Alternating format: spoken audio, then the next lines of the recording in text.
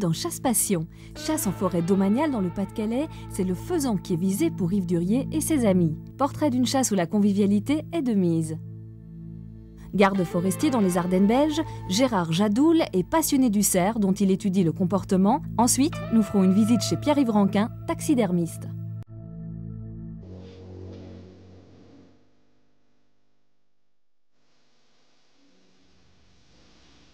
Nous sommes dans le Pas-de-Calais, dans le triangle Arras-Lens-Béthune, aux portes de la Flandre. Vert et humide, le pays d'Artois est parsemé de tristes souvenirs des massacres de la Première Guerre mondiale. Champs de bataille semés de coquelicots, monuments et cimetières jalonnent les paysages jusqu'en Picardie.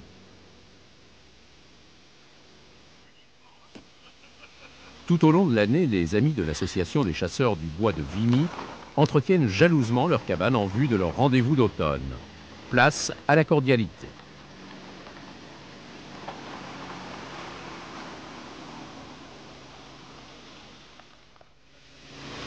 L'Office national des forêts met à disposition un terrain propice à la chasse par un biotope diversifié.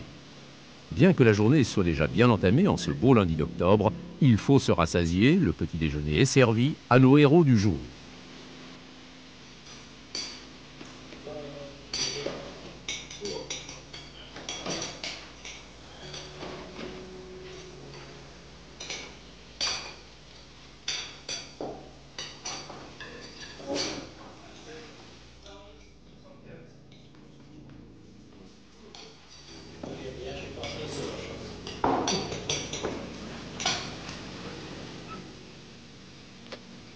Le type de chasse qui nous préoccupe ici est une chasse au chien d'arrêt exclusivement. Pas de battu. Aujourd'hui, on peut compter sur ce terrain jusqu'à 12 fusils et un directeur de chasse.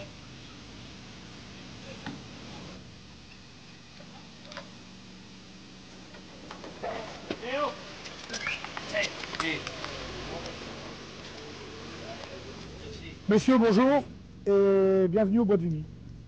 On chasse faisan, bécasse, lapin. On ne tire pas encore le lièvre puisqu'il n'est pas encore réouvert. Il sera réouvert la semaine prochaine. Et c'est tout, un petit peu. Le perdreau rouge, faites attention, on ne tire plus le perdreau rouge dans la plantation. Il y en a encore, faites attention. Hein. Et le garde, il sera là pour mettre les amendes si quelquefois on tirait le perdreau rouge. Hein. Donc on se prépare, on part à pied, en démarrant tout de suite celle sur le côté. Messieurs, bonne journée et à tout à l'heure.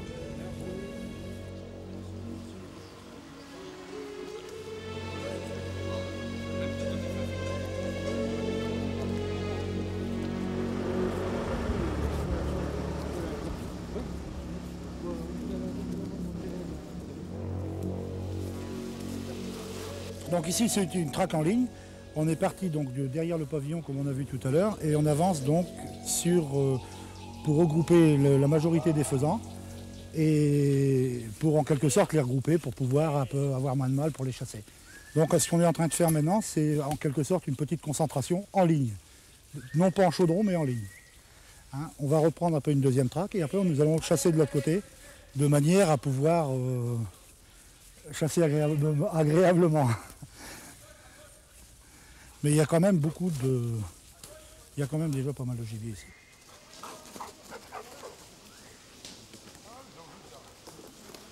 Viens, viens. Viens, viens.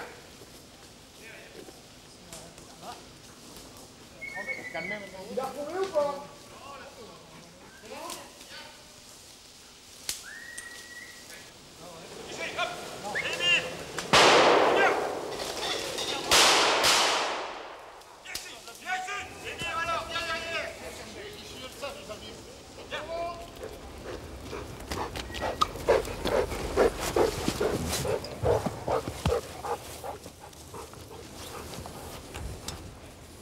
Bruno, décale un peu par là.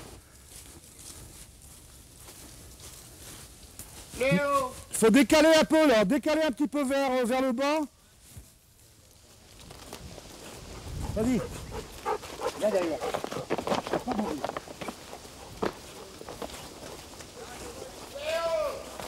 Le secteur est diversifié. Après le bois dense en forêt, les chasseurs traversent un secteur agrainé avec maïs planté et culture à gibier. cherche après moi. Émir, rapporte. Émir, allez. Doucement. Doucement, gamin. Doucement, garçon. C'est donc des cultures à gibier qu'on fait nous-mêmes, donc les chasseurs, on se réunit tous sur les plantations.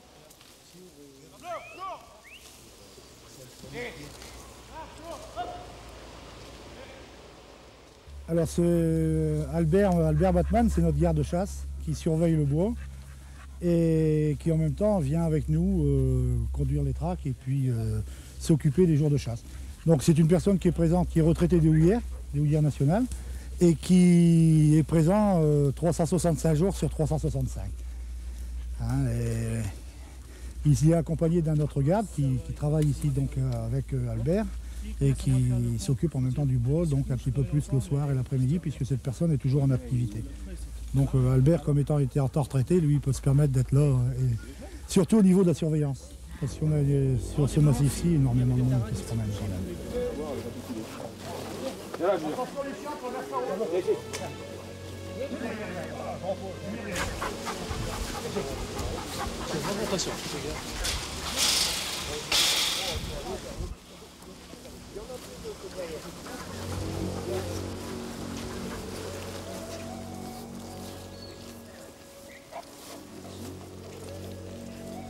Il faut parcourir du chemin. Le troisième secteur de chasse est ici une nouvelle plantation de hêtres et de chênes avec friches et ronciers, ce qui permet un bon développement du lapin. Le terrain est favorable au gibier qui peut s'y dissimuler.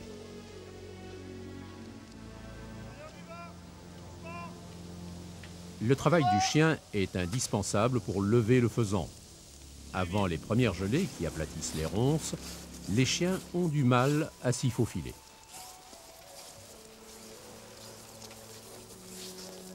Une multitude de gibiers, y compris le perdreau, tient très bien dans ce genre de biotope. Suivons la battue et prenons-en le pouls. Junior, viens, viens ici. Viens là, viens. Viens, viens derrière, viens. Viens. Viens ici.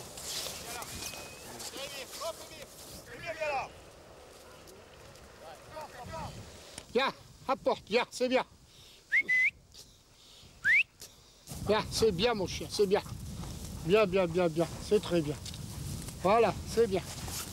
C'est tout, c'est tout.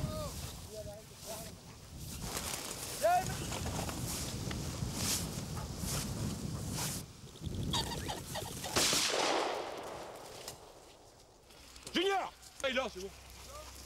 Ouais. Il était plus loin, c'est parti à patte, non? C'est bien, Junior.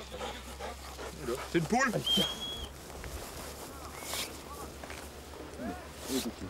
Va chercher. Là. Là, là, là. Là. Non, non.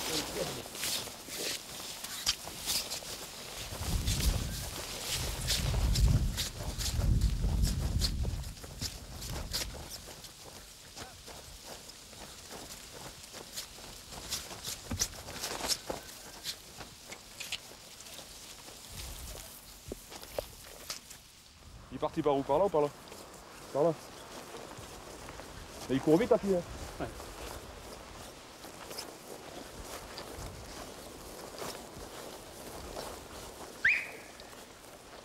Junior!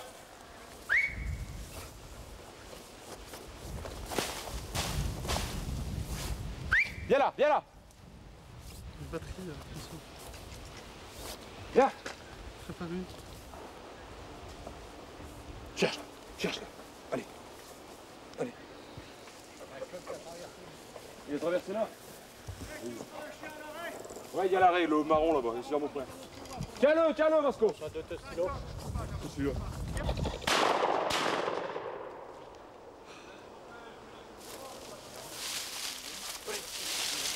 Allez, va chercher.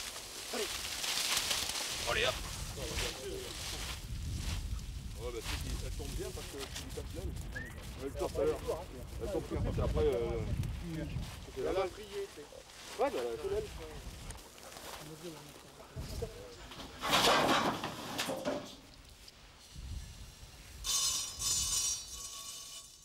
C'est des agrénoirs à gibier, donc on met du blé, et quand on met nos gibiers, le gibier prend l'habitude de venir manger là. Et ça permet de le nourrir, de le retenir un peu. Hein. La même chose derrière, donc derrière on a la réserve d'eau, la tôle qui est légèrement en biais, le tonneau il est découpé. Et puis à boire pour les chiens et pour le gibier quand ils en ont besoin. On ne fait pas que chasser, on nourrit toute l'année.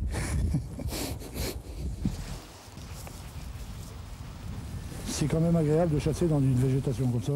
Attention.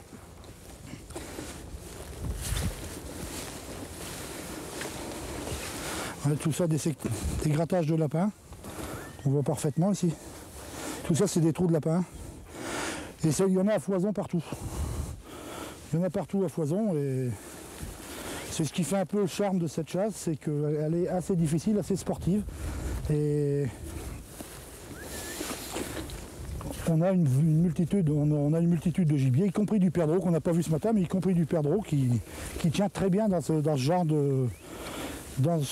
genre de culture et ce genre de biotope. Hein. Il est chaud maintenant.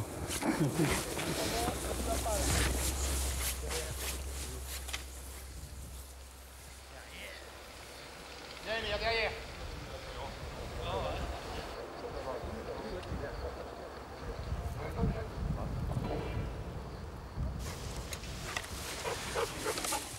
Alors ça fait partie des règles chez nous. Quand on arrive en bout de traque, à la fin de la traque, c'est d'ouvrir le fusil et d'enlever les cartouches. Ça, c'est un règlement qu'on a chez nous. Ou alors, s'il oublie, le midi, c'est l'apéritif. Bien, monsieur le baron. On repart tous à la barrière.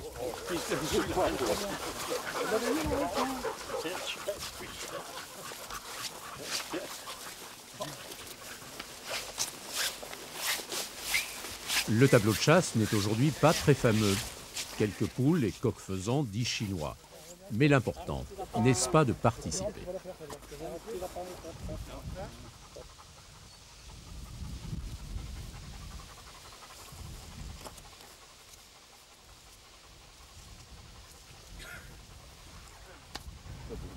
Plus touché.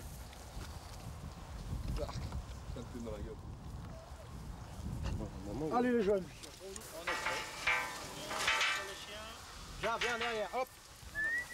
C'est pas la barrière de corail, mais ça y ressemble. Hop, mon ami. Allez.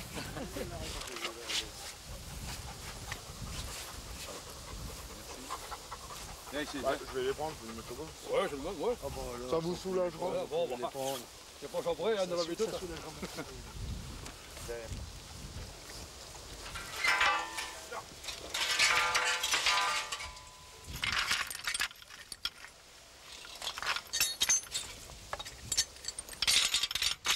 Voilà. À Saint-Hubert, il y a le grand saint, mais également l'inévitable Gérard qui impose dorénavant un regard serein sur la vie et la mort du roi des forêts.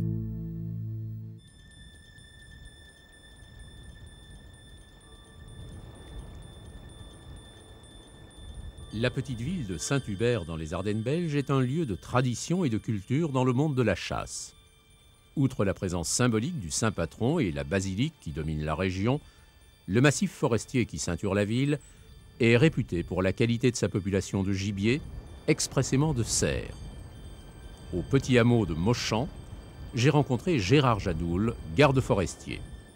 Depuis son enfance, il a un respect profond pour le cerf et a su rassembler chasseurs, agriculteurs, naturalistes et photographes animaliers autour de sa passion. Il y a eu depuis une dizaine d'années une politique très volontariste de suppression de toutes les clôtures qui séparaient les territoires de chasse. Ne reste pour le moment aucune clôture périphérique en bordure du massif pour éviter que ces animaux sortent sur la zone agricole. Mais à l'intérieur des 22 000 hectares, les animaux circulent librement. Le cerf, par définition, le fait beaucoup. Le cerf a toujours été présent dans la région de Saint-Hubert, et de manière nette, puisque c'est ici que la légende situe la conversion de Saint-Hubert, donc ça remonte effectivement à très longtemps.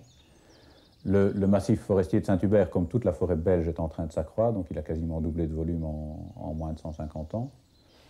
Mais bien que le cerf ait toujours été présent ici, il n'y a pas eu dans la sylviculture de volonté évidente de l'y intégrer. Parce que pendant très longtemps en Belgique, le monde de la sylviculture et le monde de la chasse ont été deux mondes hermétiquement séparés. Et chacun essayait de développer son activité au maximum au même endroit. Donc on plantait un maximum avec un maximum de rentabilité sylvicole. Et on élevait même des animaux au maximum pour un maximum de rentabilité cynégétique.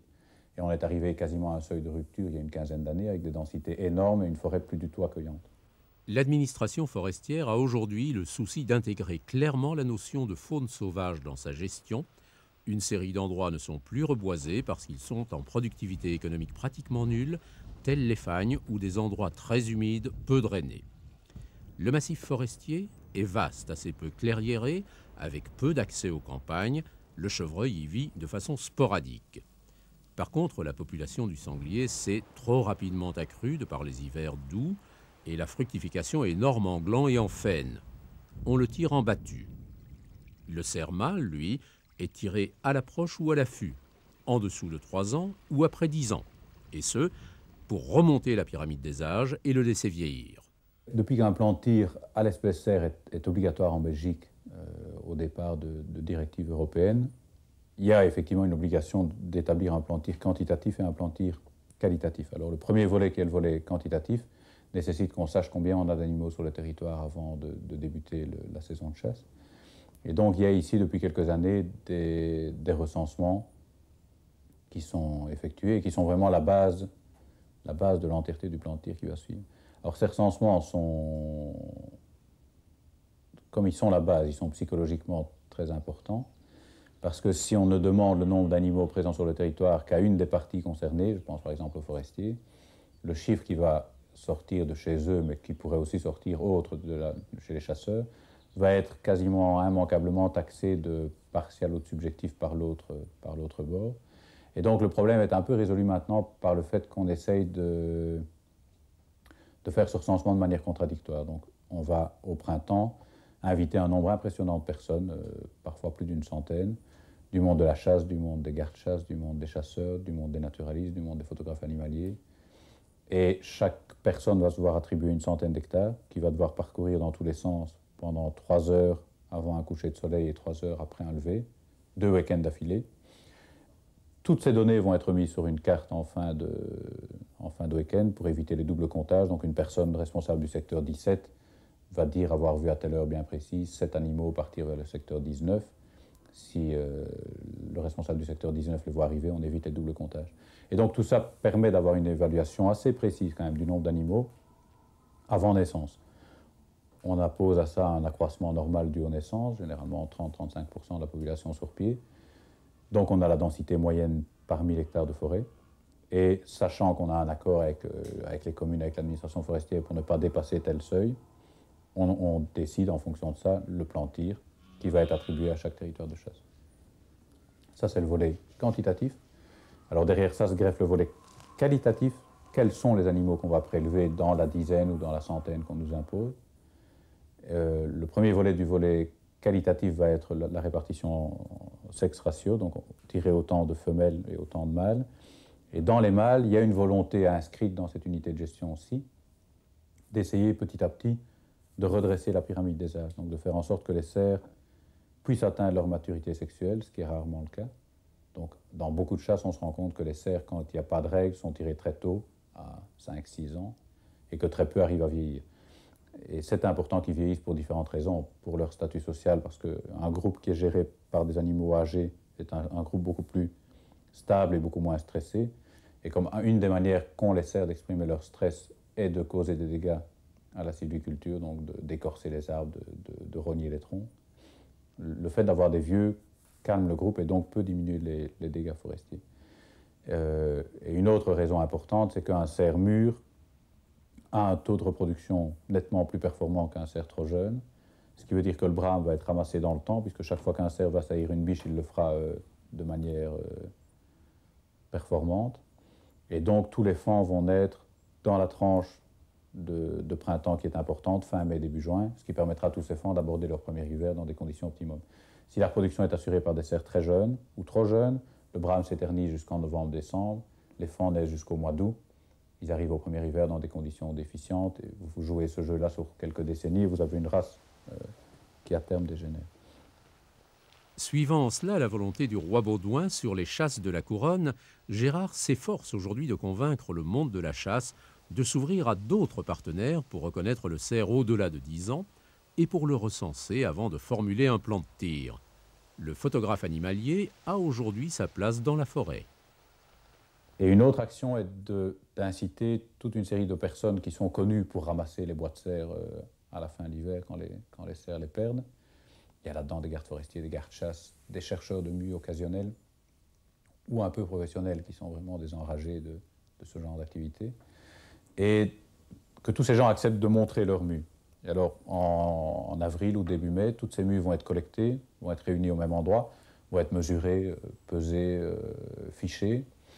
Et en faisant la comparaison des deux, donc des mues et des photographies prises en été, on essaye d'élaborer pour le début de la saison de chasse, pour le début septembre, un catalogue des différents cerfs présents sur le territoire, qui à l'heure actuelle n'a pas de valeur coercitive ou d'imposition légale aux chasseurs, mais qui sont simplement autant d'indications qui lui sont données, en disant clairement, tel cerf qui est effectivement un dicor, il est dicor depuis toujours, il a atteint l'âge de 11 ou 12 ans, il s'est reproduit de manière efficace pendant tout ce temps-là.